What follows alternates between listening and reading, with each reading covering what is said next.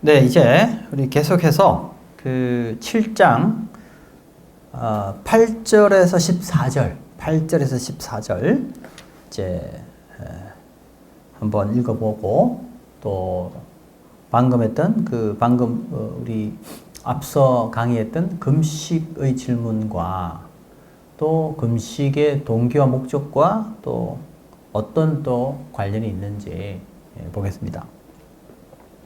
7장 8절에서 14절 제가 한번 읽어보겠습니다. 같이 읽어보겠습니다. 여호와의 말씀이 스가랴에게 임하여 이르시되 만군의 여호와가 이같이 말하여 이르시기를 너희는 진실한 재판을 행하며 서로 인애와 긍휼을 베풀며 과부와 고아와 나그네와 궁핍한 자를 압제하지 말며 서로 해하려고 마음에 도모하지 말라 하였으나 그들이 듣기를 싫어하며 등을 돌리며 듣지 아니하려고 귀를 막으며 그 마음을 금강석 같게 하여 율법과 만군의 여호와가 그의 영으로 옛 선지자들을 통하여 전한 말을 듣지 아니하므로 큰 진노가 만군의 여호와께로부터 나왔도다.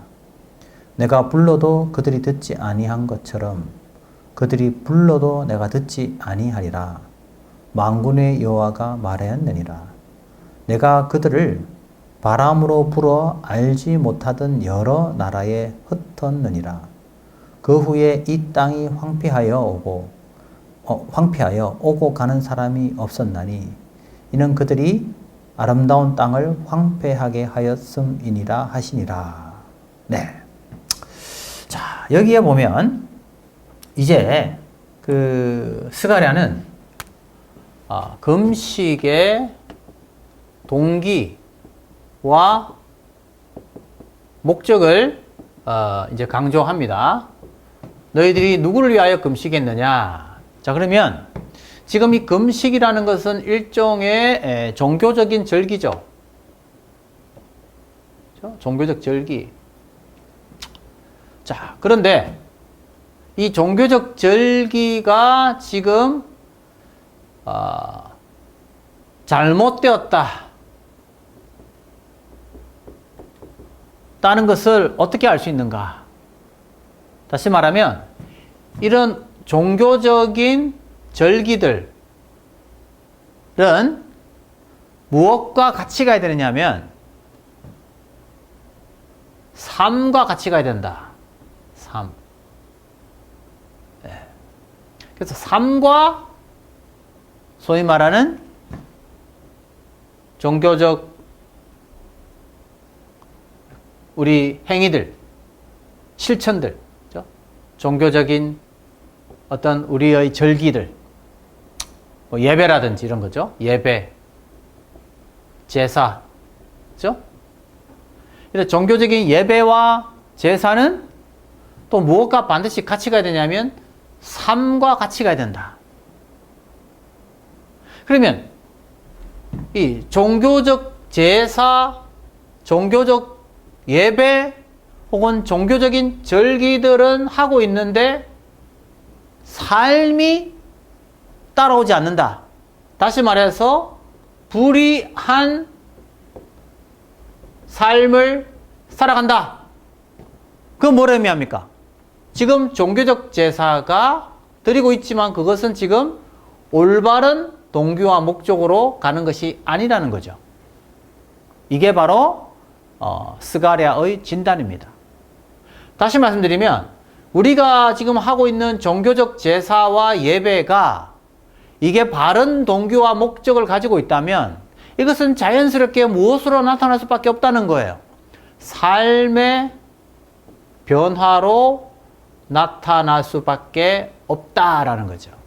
다시 말해서 공의와 정의를 나타낼 수밖에 없다라는 거예요. 이걸 십계명의 정신이에요. 하나님을 사랑하면 무엇으로 나타날 수밖에 없다는 거예요? 이웃에 대한 사랑으로 나타날 수밖에 없다라는 거예요. 그러나 만약에 이웃을 사랑하지 않는다면 그건 하나님을 사랑하는 것이라고 말할 수 없다라는 거예요. 제 말이 아니고 요한 1서의 핵심이에요. 요한 1서가 이것을 핵심적으로 강조하고 있어요. 이웃을, 형제를 사랑하지 아니하면서 어떻게 하나님을 사랑한다고 말할 수 있느냐? 사실은 그건 하나님을 사랑하는 것이 아니다라고 강조하고 있습니다. 그렇기 때문에 하나님의 사랑과 이웃의 사랑은 분리되는 것이 아니다. 그럼 내가 하나님을 사랑하고 있다는 것은 어떻게 나타나느냐? 이웃에 대한 사랑으로 나타날 수밖에 없다라는 거예요.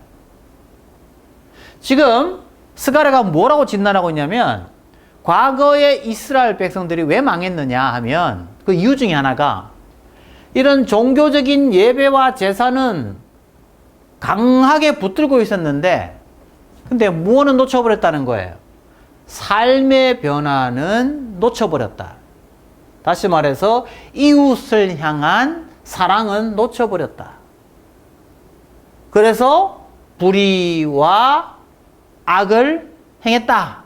누구에게? 이웃을 향하여.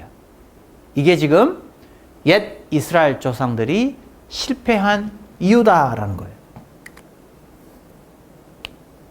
자, 그래서 우리 지난 강의에서 제가 잠시 살펴보았지만, 지금 이스라엘에서 그들의 어떤 그 종교적인 어떤 삶에서 제일 중요한 부분을 이루고 있는 것 중에 하나 바로 성전이에요. 성전. 네, 성전이 굉장히 중요한 부분을 차지하죠. 그래서 이 성전에서 제사가 이루어진다. 그죠? 네. 그래서 하나님을 만난다. 그렇게 생각했죠. 자, 그런데 문제가 뭡니까?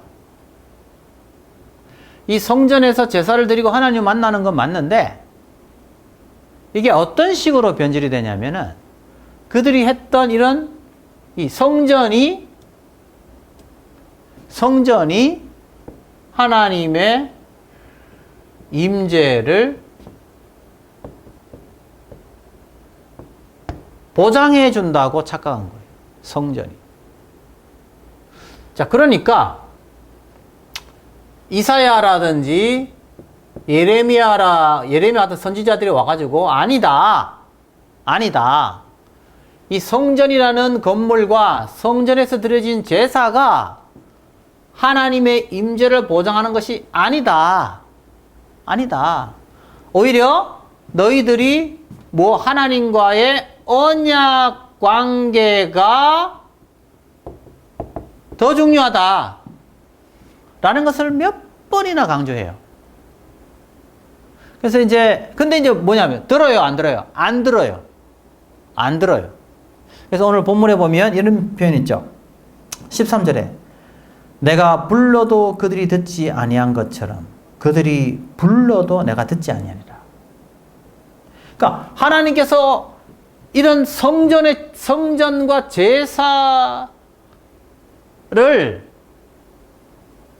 마치 하나님의 임재를 보장해 주는 것이냐 착각하고, 여기에 그냥 그들의 모든 에너지를 다 여기에 쏟지만, 정작 하나님과 맺은 언약 관계를 놓쳐버리는 이 부분을 몇 번이나 지적을 해도 듣습니까? 안 들어요. 이런 우를 누가 범하느냐? 여러분 예레미야 7장을 한번 살펴보겠습니다. 예레미야 7장.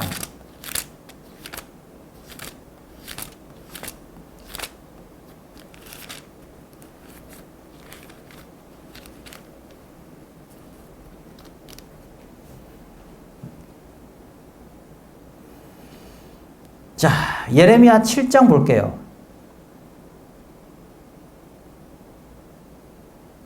7장 1절에서 15절까지 이게 유명한 예레미야의 성전 설교예요.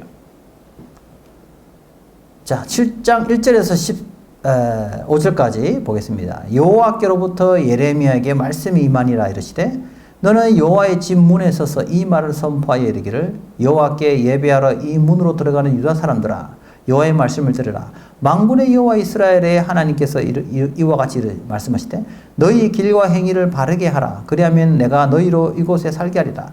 너희는 이것이 여호와의 성전이라 여호와의 성전이라 여호와의 성전이라 하는 거짓말을 믿지 말라. 자, 여기서 이것이 여호와의 성전이라 여호와의 성전이라 여호와의 성전이라 하는 거짓말을 믿지 말라는 거예요. 이게 무슨 말일까요? 자, 그때 당시에 예레미야 외에는 대부분의 선지자들이 다 거짓 선지자였어요. 그럼 거짓 선지자들의 메시지는 뭡니까? 예레미야는 회개하지 아니하면 바벨론이 쳐들어와서 이스라엘을 멸망시킬 거라는 거예요. 이게 예레미야 메시지예요. 그러면 거짓 선지자들의 메시지는 뭐예요? 절대로 망하지 않는다 하는 거예요. 어떻게 우리가 망할 수 있느냐? 망하지 않는다. 왜요?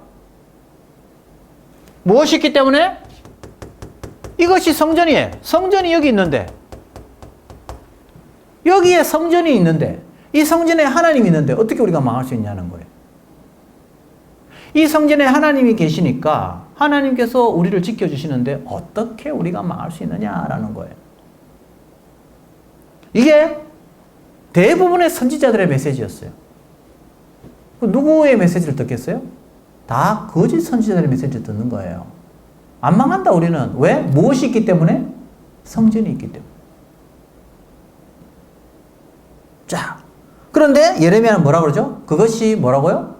거짓 메시지다라는 거예요. 성전이 있기 때문에 망하지 않는다라는 그 선지자들의 메시지는 거짓말이라는 거예요. 왜요? 그들이 성전이 있기 때문에 망하지 않는다라고 믿으니까 뭐 하느냐? 5, 6절 보세요. 그래 놓고 불법을 행하고 이방인과 고아와 과부를 압제하고 무죄한 자를 피를 흘리고 그리고 우상 숭배를 하고 있는 거예요. 뭐는 붙들면서? 성전은 붙들면서. 그래서 제사는 열심히 드리는데 뭐 하는 거예요? 고아와 과부를 압제하고 불법을 행하고 그리고 다른 신을 섬기는 거예요.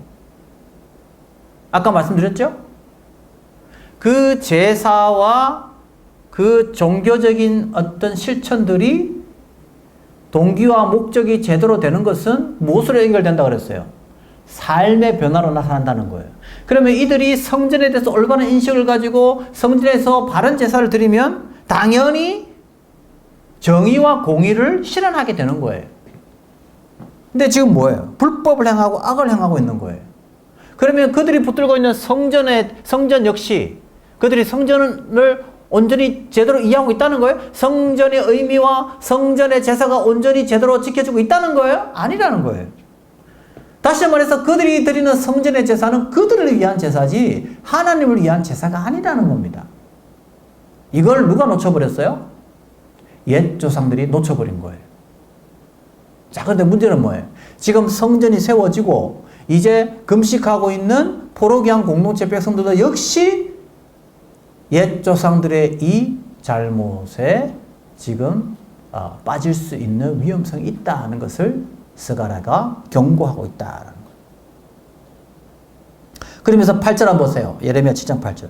보라, 너희가 또 뭐예요? 무익한 거짓말을 의지하는도다. 바로 이 거짓말이에요. 거짓말. 뭐예요? 성전이 있으니까 망하지 않는다는 이야기. 그러면서 뭐예요? 도둑질하고 간음하며 거짓 맹세하고 9절에 보면 바알에 분향하면서 10절에 뭐라고 해요? 10절에 내 이름으로 일컬음을 받는 이 집에 들어와서 내 앞에 서서 말하기를 우리가 구원을 얻었나이다.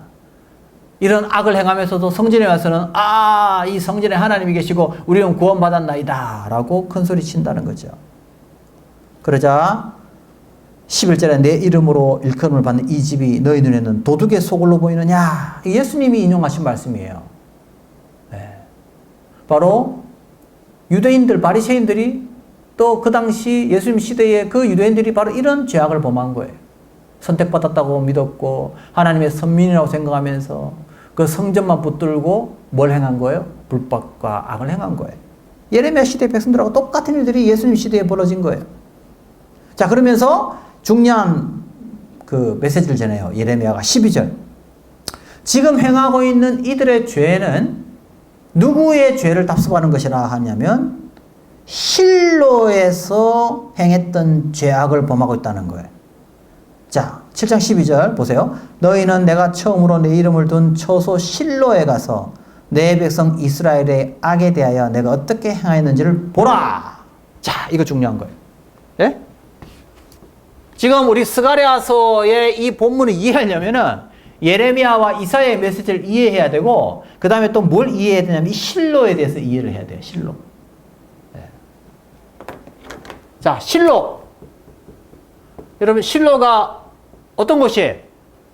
실로는 처음, 그죠? 그 하나님의 그 법궤가 있었던 곳이에요. 어떤 시대에? 사무엘 시대에. 그죠? 사무엘 시대에. 즉, 홈니와 비느하스가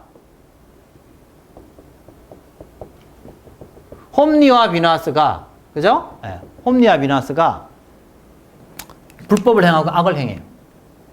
그죠? 네.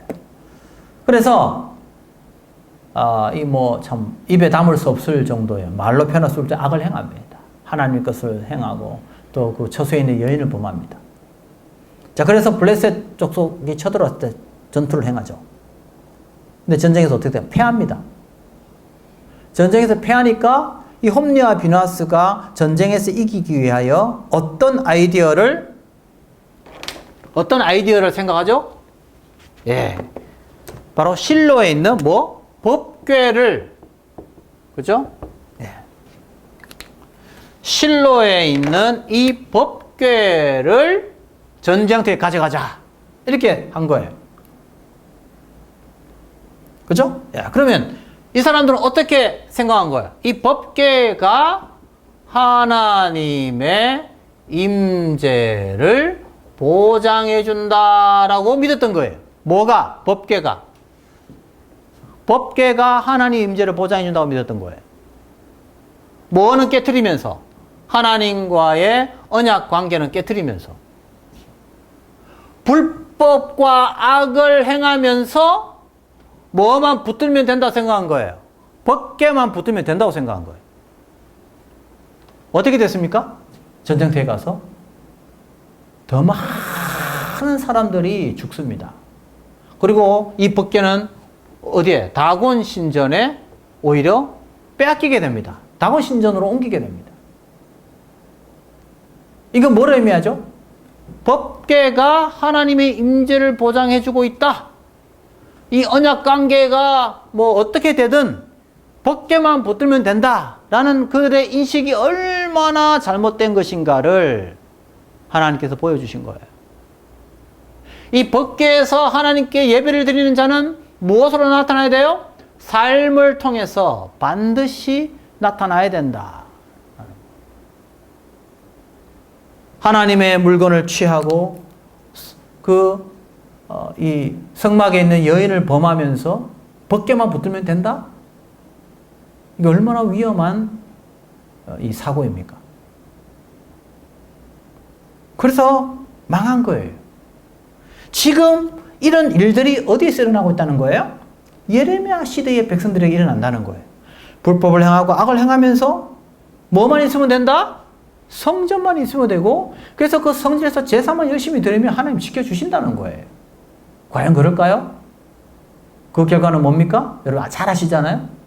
그 성전이 완전히 파괴됩니다. 그 성전이 지켜줄 거라고 믿었으니 성전이 우상이 된 것이죠. 자, 그래서 13절 볼까요? 여호와의 말씀이니라. 이제 너희가 그 모든 일을 행하였으며 내가 너희에게 말하되 새벽부터 부지런히 말하여도 어떻게 해요? 듣지 아니하였고 너희를 불러도 대답하지 아니하였느니라. 그러므로 내가 실로에 행한 같이 너희가 신뢰하는 바 내 이름으로 일컬음을 받는 이 집 곧 너희와 내 조상들이 준 이곳에 행하였고 내가 너희 모든 형제 곧 에브라임 온 자손을 쫓아낸 것 같이 내 앞에서 너희를 쫓아내리라. 그렇게 그렇죠? 그래서 하나님께서 실로에서 행한 것처럼 내가 너희들에게 행하겠다. 그건 뭘 의미해요? 성전의 멸망을 의미하는 겁니다. 이건 무섭죠. 자, 이와 유사한 또 이사야의 경고의 메시지가 나와요. 자, 이사야서 66장 한번 보겠습니다. 이사야서 66장 1절에서 우리 6절까지. 이건 스가랴서 오늘 우리 그 7, 8장을 이해하는데 굉장히 중요한 핵심 본문이에요. 네.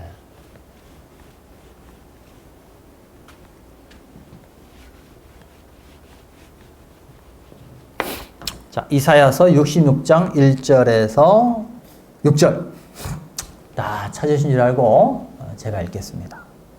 여호와께서 이와 같이 말씀하시되 하늘은 나의 보좌요 땅은 나의 발판이니 너희가 나를 위하여 무슨 집을 지으랴 내가 안식할 초소가 어디랴 나 여호와가 말하노라 내 손이 이 모든 것을 지었으므로 그들이 생겼느니라 무릇 마음이 가난하고 심령에 통해하며 내 말을 듣고 뜨는 자 그 사람은 내가 돌보려니와 소를 잡아 드리는 것은 살인함과 다름이 없이 하고 어린 양으로 제사 드리는 것은 개의 목을 꺾음과 다름이 없이 하며 드리는 예물은 돼지의 피와 다름이 없이 하고 분향하는 것은 우상을 찬송함과 다름이 없이 행하는 그들은 자기의 길을 택하며 그들의 마음은 가능한 것을 기뻐한 자 나 또한 유혹을 그들에게 택하여 주며 그들이 무서워하는 것을 그들에게 임하게 하리니 근데 내가 불러도 대답하는 자가 없으며 내가 말하여도 그들이 듣지 않고 오직 나의 목전에서 악을 행하며 내가 기뻐하지 아니하는 것을 택하였음이라 하시니라.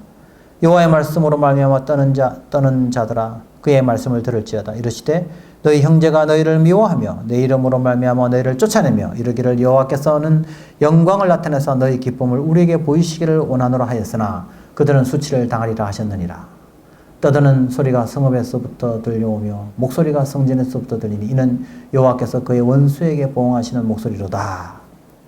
자, 오늘 66장 1절에서 이사야가 뭐라고 이렇게 선언하면 하늘은 나의 보좌요 땅은 나의 발판이니 너희가 나를 위하여 무슨 집을 지으랴 내가 안식할 처소가 어디랴. 이사야 60장 1절에서 이사야가 지금 뭘 선언합니까? 나의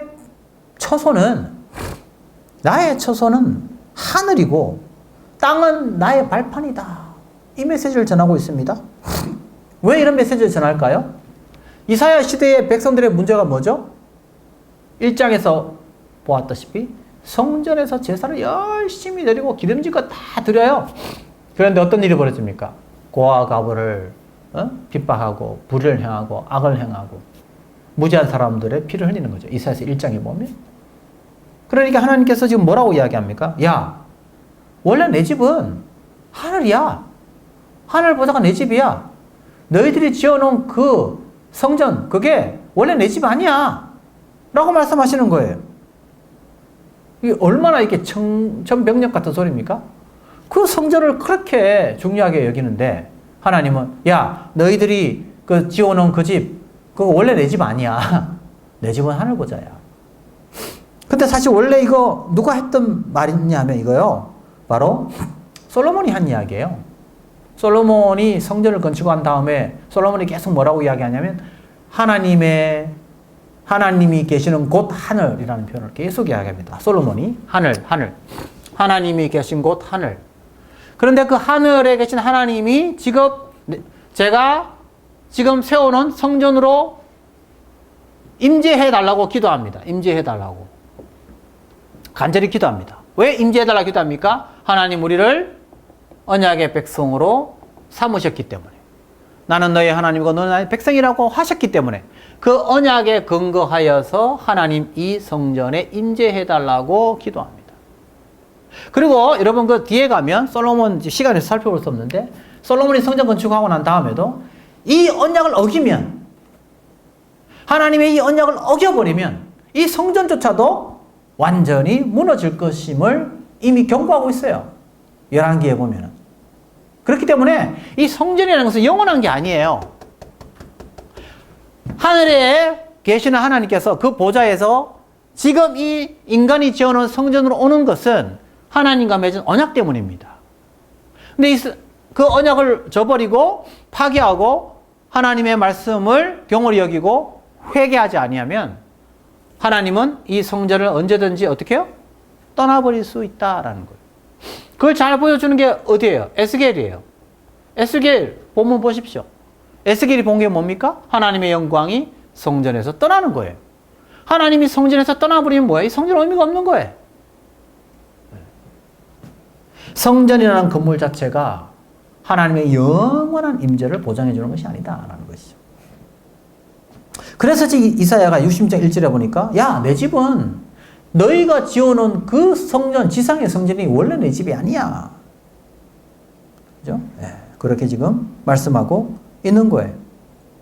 이 구절을 또 누가 그대로 인용하냐면 사도행전 17장에 보면 스데반이 또 그 설교할 때 이걸 그대로 가지고 이야기합니다. 그래서 그 헤롯이 지어놓은 그 성전이 영원한 성전이 아니다라는 거. 손으로 짓지 아니하는 성전, 예수 그리스도, 부활하신 예수 그리스도, 그가 바로 영원한 성전이라는 사실을 강조하고 있습니다. 자, 그러면서 그 당시 백성들의 특징이 뭡니까? 말하여도 듣지 아니한다라는 거예요. 4절에. 듣지 않는다, 듣지 않는다. 아까 예레미야 7장에도 듣지 아니한다, 듣지 아니한다 그랬죠? 예. 그래서 우리 다시 스가랴 7장으로 우리 돌아가겠습니다. 그래서 옛 조상들이 어떻게 해요? 오늘 보면 13절. 내가 불러도 그들이 듣지 아니한다. 바로 예레미야 7장과 이사야서 66장에 나오는 그 본문에서 듣지 않는 사람들의 특징이 뭡니까? 뭘 붙들고 있었다? 바로 성전을 붙들고 있었다. 그러면서 뭘 행했다고요? 불법을 행했다. 공의를 저버렸다. 다시 말해서 삶의 변화를 완전히 거부했다. 이게 그들의 문제였다. 그러면 이런 위험성이 또 누구에게도 지금 존재하는 거죠? 성전을 건축한 지금 포로기한 공동체에게도 이런 위험성이 나타날 수 있다라는 거. 왜? 우리가 이렇게 지금 금식하고 있지 않습니까? 우리가 이렇게 종교적 행위를 하고 있지 않습니까? 우리가 이렇게 열심히 당신을 위하여 종교적인 절기를 지키고 있지 않습니까? 라고 지금 생각을 하고 있기 때문이에요. 그러면 지금 이 사람들의 인식은 또 누구를 닮아가는 거예요? 바로 옛 조상들, 예레미야 시대와 이사야 시대, 그리고 더 거슬러 올라가면 사무엘 시대, 바로 홈리와 비느하스와 같은 그런 잘못된 인식에 또 빠져버릴 수 있는 그런 위험성이 있었다는 거예요. 그래서 스가랴는 바로 이 문제를 아주 강력하게 지금 지적하고 있다라고 볼 수가 있어요. 자, 8장 보겠습니다. 8장. 그러면서 이제 8장에서 이제 드디어 하나님은 이 문제를 너희들이 만약에 해결한다면 너희들의 금식 기간에 대한 답을 내가 줄 수 있다. 자, 그러면 8장 1절에서 8절까지 같이 한번 보겠습니다. 제가 한번 읽겠습니다. 만군의 여호와의 말씀이 임하여 이르시되 만군의 여호와가 이같이 말하노라. 내가 시온을 위하여 크게 질투하며 그를 위하여 크게 분노함으로 질투하노라. 여호와가 이같이 말하노라. 내가 시온에 돌아와 예루살렘 가운데 거하리니 예루살렘은 진리의 성읍이라 걷겠고 만군의 여호와의 산은 성산이라 일컫게 되리라. 만군의 여호와가 이같이 말하노라. 예루살렘 길거리에 늙은 남자들과 늙은 여자들이 다시 앉을 것이라. 다 나이가 많으므로 저마다 손에 지팡이를 잡을 것이요 그 성문거리에 소년과 소녀들이 가득하여 거기에서 뛰놀리라. 만군의 여호와가 이같이 말하노라. 이 일이 그날에 남은 백성의 눈에는 기이하려니와 내 눈에야 어찌 기이하겠느냐. 만군의 여호와의 말이니라. 만군의 여호와가 이같이 말하노라. 보라, 내가 내 백성을 해가 뜨는 땅과 해가 지는 땅에서부터 구원하여 내고 인도하여다가 예루살렘 가운데 거주하게 하리니 그들은 내 백성이 되고 나는 진리와 공의로 그들의 하나님이 되리라. 자, 여기서 중요한 표현들이 나오고 있습니다. 여기에 보면 하나님께서 이제 그 금식의 동기에 대한 질문을 던진 다음에 이제 하나님께서 다시 회복을 위한 하나의 그 회복으로 가는 어떤 그런 긍정적인 표현들을 여기서 설명하고 있습니다.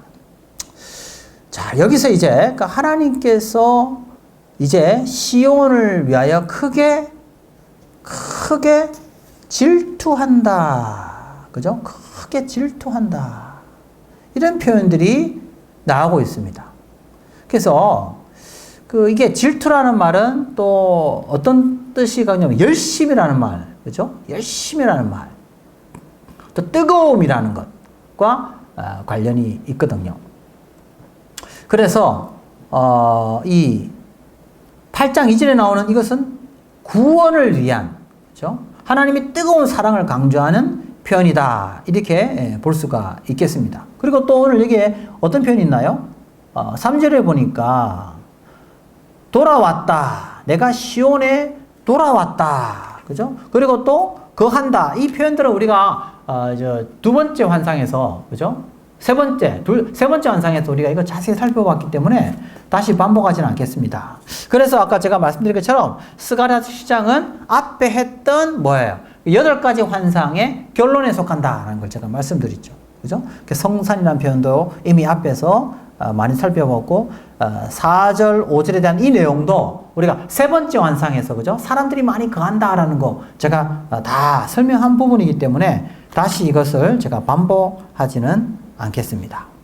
그래서 이 표현은 지금 뭐라 의미하면 하나님의 회복을 설명하는 표현이다. 하나님께서 이스라엘을 회복시켜 주실 것이다. 회복시켜 주실 것이다. 특히 여기서 우리가 눈여겨보아야 할 게 뭐냐면, 하나님께서 회복시킬 때에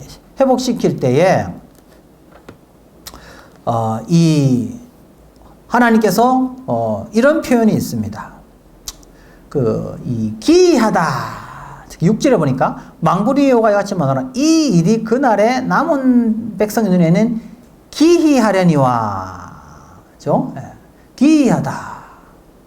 그러니까 기이하다는 말은 과연 그럴 수 있을까? 과연 그렇게 될 것인가? 어떻게 그렇게 가능한가? 어떻게 하나님께서 이런 회복을 이루실 수 있을까? 70년간의 이 엄청난 심판이 이루어졌는데 어떻게 이와 같은 놀라운 회복이 일어날 수 있을까? 라고 남은 백성들에게는 그게 기이할 수 있겠지만, 이게 기이하다는 말은 정말 그게 가능한가? 정말 그게 가능한 것일까? 라고 생각할 수 있으나, 그러나 하나님에게는 뭐가 없다? 불가능은 없다. 라는 것을 여기서 설명하고 있습니다. 그래서 남은 백성은 정말 그게 가능할까? 라고 생각할 수 있으나 하나님은 반드시 이 회복을 이루실 수 있다라는 것이 스가랴의 메시지입니다.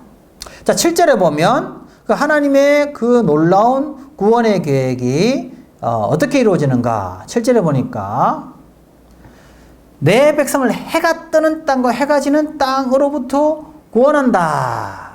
그죠? 이것은 하나님께서 포로로 잡혀갔던 그 모든 백성들을, 동서남북에 있는 백성들을 다 하나님께서 다시 회복시키실 것이다. 그죠? 흩어졌던 백성들을 하나님 부르실 것이다. 그 다음에 어떤 일이 벌어질까요?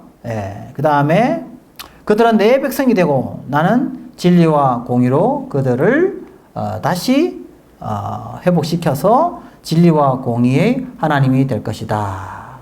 여기서 이제 진리라는 에메트, 공의는 쩌다카라는 말인데, 자, 왜 그러면 이런 표현을 여기서 쓰고 있을까요? 이스라엘 백성들이 왜 망했어요? 결국 공의를 온전히 회복시키지 못했다. 아까 말씀드린 대로 성전과 제사를 붙들었지만 그러나 실질적으로 공의를 실현하지 못했다. 그러면 이스라엘이 다시 회복될 때의 특징은 뭡니까? 뭐가 회복되는 거예요? 다시 공의가 회복된다. 뭐도 회복되어서 성전과 제사가 회복되어서 성전과 제사가 바른 동기와 목적으로 드려질 때 그 결과는 뭐예요? 공의의 회복으로 나타날 수밖에 없다라는 거예요. 자, 그래서 여러분 이사야서 1장 한번 볼게요. 이사야서 1장. 이사야서 1장 한번 볼게요. 이사야는 이스라엘이 다시 회복될 미래의 회복을 바라보는데요.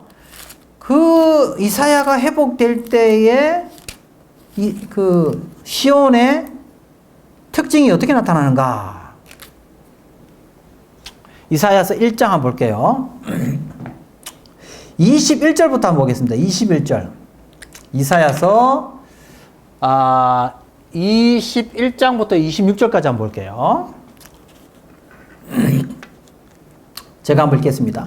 신실하던 성읍이 어찌하여 창기가 되었는고 정의가 거기에 충만하였고 공의가 그 가운데 거하였더니 이제는 살인자들 뿐이로다. 자, 이사야 시대 백성들의 문제가 뭐였냐면 그 바로 앞에 보면 이사야 1장 10절에서 그 17절까지 보면 제사를 잘 드리고 있는데 문제는 뭡니까? 불법을 행하고 악을 행하고 그 다음에 고아와 과부를 핍박하는 일들이 발생한 거죠. 자, 그래서 신실하던 성읍이 어찌 창기가 되었는가? 원래는 정의가 충만했는데 지금 뭐예요? 없다는 거예요. 내 은은 찌꺼기가 됐고 내 포도주에는 물이 섞였도다. 내 고관들은 패역하여 도둑과 짝하며 다 뇌물을 사랑하며 예물을 구하고 고아를 위하여 신원하지 아니하며 과부의 송사를 수리하지 아니한도다. 그러므로 주 만군의 여호와 이스라엘의 전능자가 말씀하시되 슬프다. 내가 장차 내 대적에게 보응하여 내 마음을 편하게 하겠고 내 원수에게 보복하리라.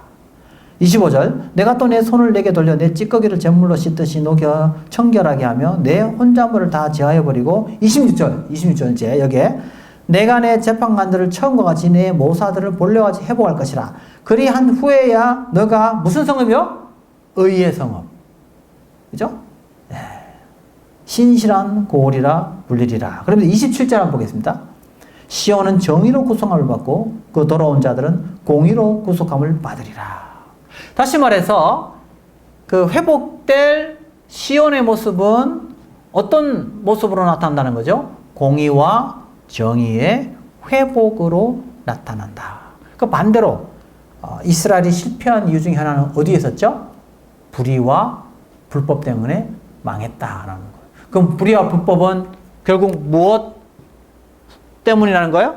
이 성전의 제사의 바른 동기와 목적이 온전히 이루어지지 못했다라는 거예요. 이 제사와 성전에서 그 의미와 동기와 목적이 바르게 수행이 되면 자연스럽게 나타나는 것이 뭐예요? 공의와 정의다라는 거예요. 네, 여러분 이제 오해하지 마세요. 공의와 정의를 수행함으로 구원받는 게 아니에요. 구원받은 백성이 하나님을 향하여 올바른 제사와 예배를 드리면 그 결과로 나타나는 것이 공의와 정의라는 거예요.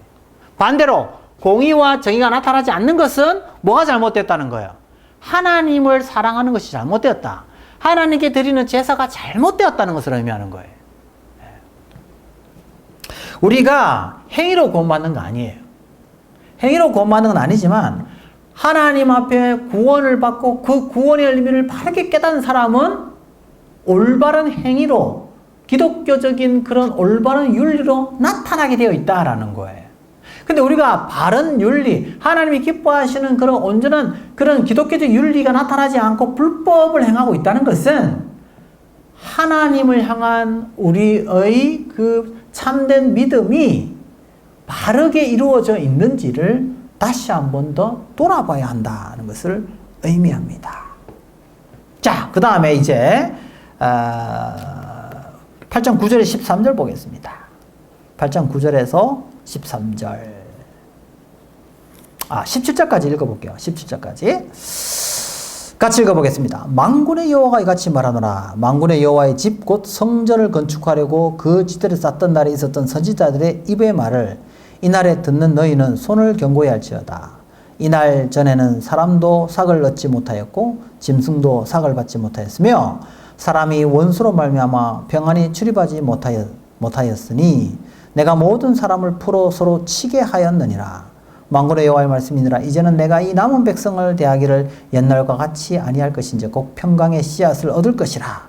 포도나무가 열매를 맺으며 땅이 산물을 내며 하늘은 이슬을 내리니 내가 이 남은 백성으로 이 모든 것을 누리게 하리라. 유다 족속아 이스라엘 족속아 너희가 이방인 가운데서 저주가 되었으나 이제는 내가 너희를 구원하여 너희가 복이 되게 하리니 두려워하지 말지니라. 손을 견고히 할지니라. 만군의 여호와가 이같이 말하노라. 너희 조상들이 나를 경노하게 하였을 때에 내가 그들에게 재앙을 내리기로 뜻하고 뉘우치지 아니하였으나 이제 내가 다시 예루살렘과 유다 족속에게 은혜를 베풀기로 뜻하였나니 너희는 두려워하지 말지니라. 너희가 행한 일은 이러하니라. 너희는 이웃과 더불어 진리를 말하며 너희 성문 내서 진실하고 화평한 재판을 베풀고 마음에 서로 해하기를 도모하지 말며 거짓 맹세를 좋아하지 말라. 이 모든 일은 내가 미워하는 것이니라. 여호와의 말이니라 라고 되어 있습니다. 자, 여기서 중요한 내용들이 있어요. 핵심이 뭐죠? 하나님께서 다시 이스라엘에게 회복을 약속하고 있다라는 거죠. 회복을 약속하고 있다. 그죠? 회복을 약속하고 있다. 특히 14절의 핵심인데 조상들에게 진노하였던 것처럼 재앙을 내리지 않겠다고, 그죠? 하나님께서 그렇게 말씀하셔요. 단, 조건이 있습니다. 16절에. 뭘 해야 되죠? 지금까지 했던 그런 불법, 지금까지 했던 그런 불의에서 돌아서라는 거죠. 너희들이 지금 돌아서면, 불법에서 돌아서면, 그리고 공의를 실행하면, 하나님께서 어떻게 하시겠다고요? 옛날에 조상들에게 내렸던 바로 그 진노를 너희들에게 내리지 않겠다라고 하나님께서 약속하고 있습니다. 그러므로 16절이 핵심이에요. 너희가 행할 일은 이러하니라. 뭐죠? 공의 실현. 옛 조상들이 실패했던 공의 실현. 왜? 그것은 그 불법은 뭐죠? 미워하는 것이다. 하나님께서 미워하는 것이라고 말씀하고 있기 때문입니다. 자, 이제 결론에 도달합니다. 8장 18절에서 23절 같이 읽겠습니다. 만군의 여호와의 말씀이 내게 임하여 이르시되 만군의 여호와가 이같이 말하노라. 넷째 달의 금식과 다섯째 금식과 일곱째 달의 금식과 여덟째 금식이 변하여 유다 족속의 기쁨과 즐거움과 희락의 절기들이 되리니 오직 너희는 진리와 화평을 사랑할지니라. 이렇게 되어 있는데요. 자, 여기서 절기가 많이 나오죠? 절기가 많이 나옵니다. 자, 이런 절기들이 다 그들의 무엇을 의미했느냐 하면 그들의 종교의 중심을 이루고 있었다. 이렇게 볼 수 있어요. 이 금식 때문에 하나님께서 우리를 지켜주실 것이라고 아마 그들이 믿었을 거예요. 그런데 지금 하나님은 뭐라고 말씀하세요? 그 금식 하는 것 자체가 중요한 것이 아니라 금식의 동기와 목적이 중요하다. 자, 그래서 그들이 놓쳐버렸던 무엇을 회복할 때? 공의를 회복할 때 하나님이 어떻게 하신다? 참된 회복을 하나님께서 허락해 주실 것이다. 그러면서 이제 뭐라고 그러죠? 19절에 금식이 변하여 뭐가 되죠?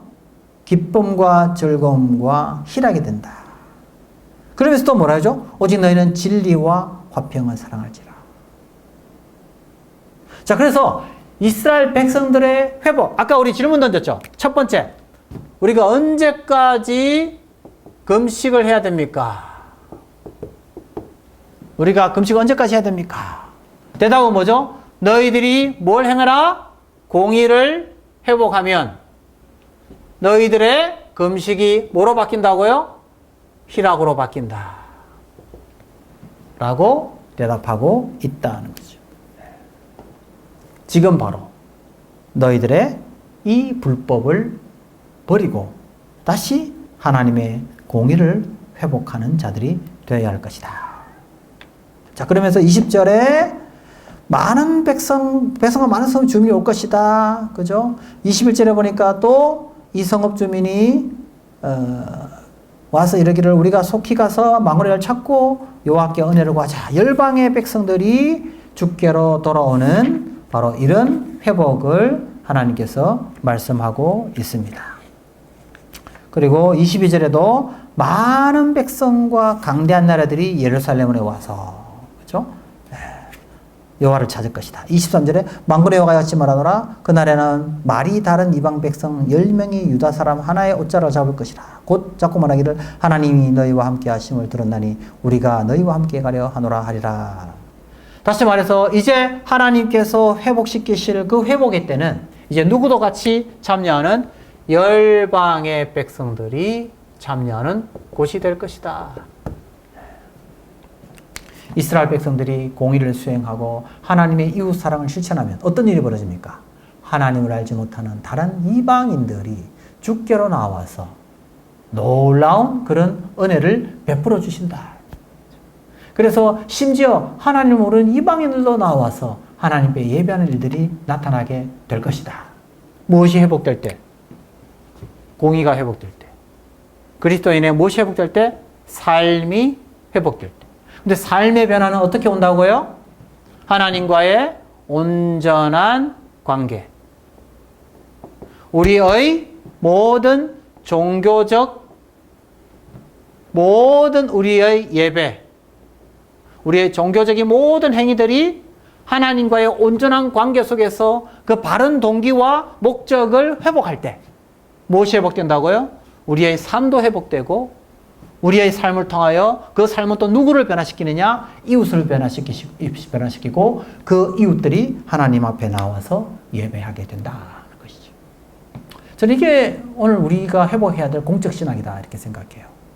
우리가 드리는 주일날의 예배, 성경 공부, 기도, 이 모든 것들은 그냥 그 절기에서 끝나는 게 아니고 종교적 행위에서 끝나는 것이 아니고 우리의 삶으로 나타나야 되고 우리의 직장과 우리가 행하는 모든 삶의 영역에서, 공적 영역에서 나타나야 되고 그 공적 영역에서 나타나는 우리의 이런 종교적인 어떤 영향력이 하나님을 알지 못하는 사람들까지 감동시키고 변화시켜서 그들이 하나님 앞에 나와서 다시 예배하게 되는 이런 놀라운 일들을 스가랴는 바라보고 있습니다. 이런 회복들이 오늘 우리의 삶의 현장 속에 나타나길 바랍니다. 여러분의 기도, 여러분의 예배, 여러분의 성경 공부, 여러분의 금식이 이웃을 향한 사랑으로 나타나고 삶의 변화로 나타나고 그래서 그 이웃들이 하나님을 찾는 놀라운 일들이 나타나기를 바랍니다. 그것이 바로 초대교회에 나타났던 놀라운 변화고 그 변화가 지금 또 우리 한국교회를 통해 나타나야 할 줄로 믿습니다.